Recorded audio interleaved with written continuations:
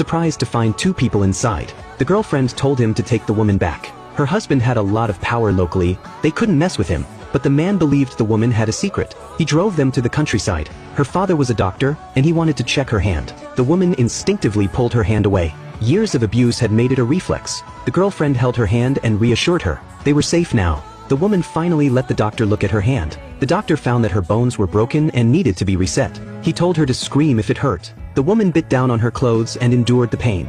She didn't make a sound. The man, watching her, felt heartbroken. He had no idea what this woman had gone through. The doctor fixed her injury. He told her she'd need to change the dressing tomorrow, but she wanted to leave as soon as possible. Her husband would be looking for her soon. She didn't want to return to that terrifying home. The woman packed her things to leave with the boy. The man stopped them. He said they needed to wait until her hand healed before leaving. The boy, starving, said he was hungry. The woman reluctantly followed the man back to his house. When the rich man learned his wife had run away,